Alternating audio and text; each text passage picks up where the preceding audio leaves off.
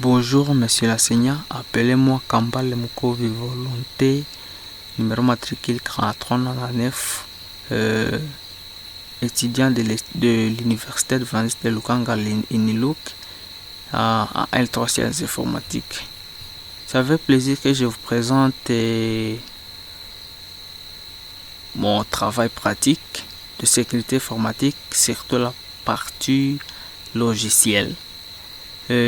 Excusez d'être peu rapide vu que nous n'avons que 10 minutes vu la version de Bandicam que nous sommes en train d'utiliser. On n'a pas de version premium pour aller au-delà de 10 minutes. Alors je vais être un peu bref, mais je vais m'efforcer de tout terminer dans ces 10 minutes.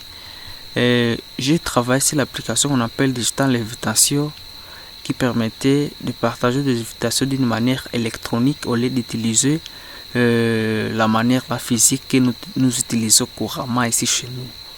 Alors c'est ça l'application que je conçus. L'application consiste à partager les invitations d'une manière électronique et les jours de l'avènement, on va scanner seulement le code QR.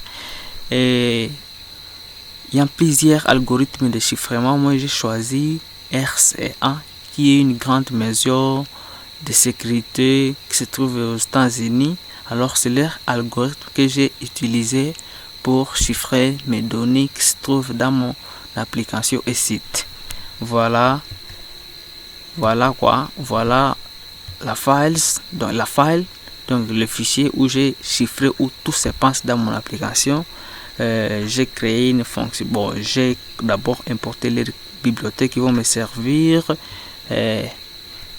créer la fonction de chiffrement qui reçoit en paramètre les ciphertextes, donc les messages qui est déjà crypté, et puis donc les messages qui viennent d'être cryptés, et puis il les retourne ici, et puis il y a les déchiffrer, donc la fonction déchiffrer qui permet alors de déchiffrer les messages qui étaient cryptés là-haut, et puis il retourne les pleins textes, les messages qui viennent d'être clairs à vue de l'utilisateur pour l'afficher.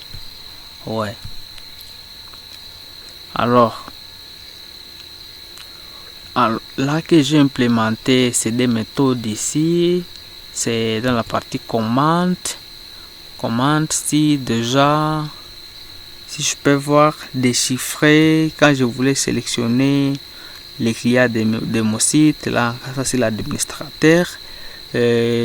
Afficher le type d'événement, j'utilisais aussi de chiffrer, donc en tout cas j'ai tout chiffré dans mon application. Voilà les fonctions. Alors pour essayer aussi, j'ai dit insert, voilà, essayer aussi j'utilisais les fonctions là que j'ai créées. Donc chiffrement, avant de serrer, on doit chiffrer partout là que j'ai fait insert, j'ai chiffré. Voilà.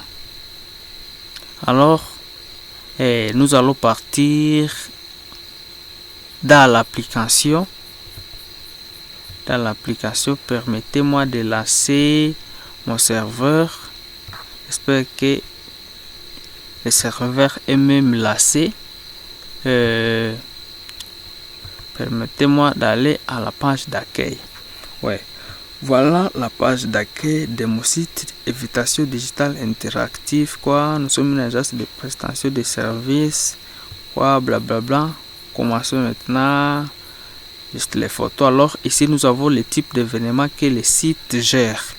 Le type d'événement que le site gère. Nous avons événement de mariage, événement d'anniversaire.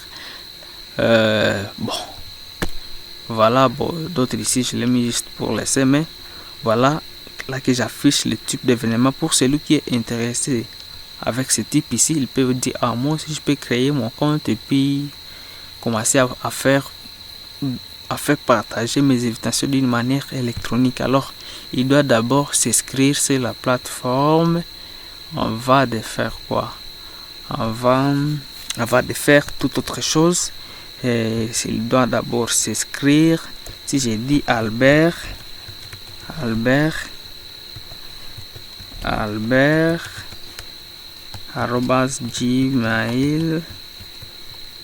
gmail.com. Adresse client, adresse donc il est à Beni par exemple. Beni. Sa photo, je peux prendre ça même. Fiche. Plus 243, son numéro de téléphone. Là, c'est le client qui veut chaque fois utiliser aussi notre plateforme. Il met son mot de passe. 2, 3, 4, 5, 6. Le mot de passe doit être aussi fort. Ici, on m'indique les postes de nom. Daliko. Et puis, il peut s'enregistrer. Alors, là, il est déjà enregistré. Alors, il peut se loginer.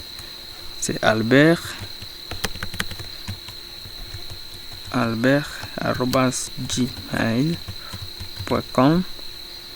Mot de passe.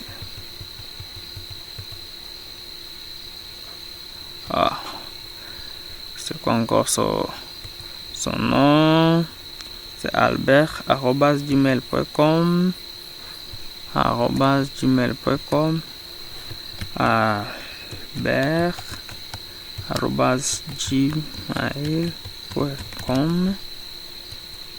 1, 2, 3, 4, 5, 6. C'est quoi le problème? Je m'excuse, il paraît que je suis en train de mettre ces identifications. 1,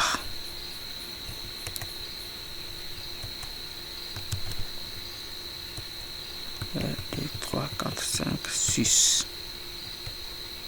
Ok. Voilà son dashboard d'Albert est là. C'est bien lui qui est connecté. Déjà comme un client de notre site qui veut faire aussi un événement quelconque. Alors ici il va voir les sites, les types. Bon, ça c'est le dashboard du site en général. Ici il doit voir alors les types d'événements que les sites gèrent. Ce type ici qui sont là à l'accueil. Alors lui aussi il peut créer son propre événement. Alors ici on lui montre d'abord quoi?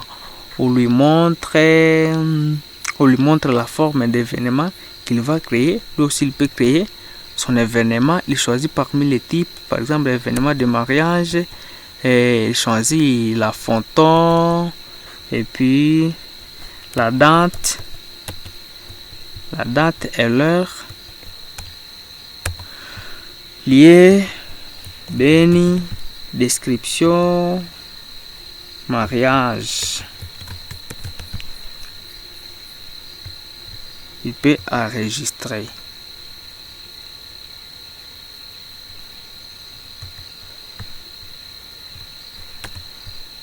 Il peut enregistrer son événement. Si nous voyons bien, parmi ces événements, voilà l'événement qu'il a choisi. Ça vient de s'ajouter là. Alors, il peut inviter les gens à cet événement-là.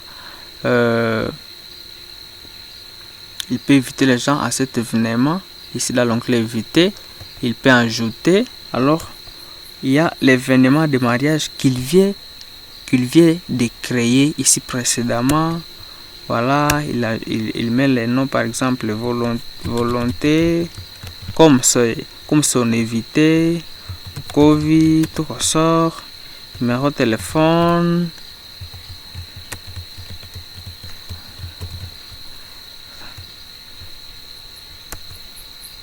Voilà. Là, il veut de créer un invité. Alors, chaque invité, il a un code QR qu'on scannera lors de l'événement. Voilà le code QR à question. C'est ce code QR ici qu'on va scanner lors de l'événement et ça va amener la photo du marié. Donc, la photo du marié et celui à qui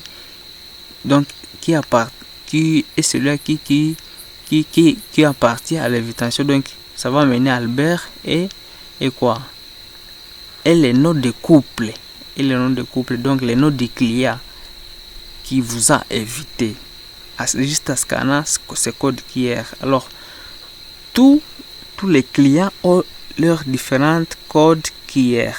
Donc, si nous partons voir dans mon serveur, les codes QR ici est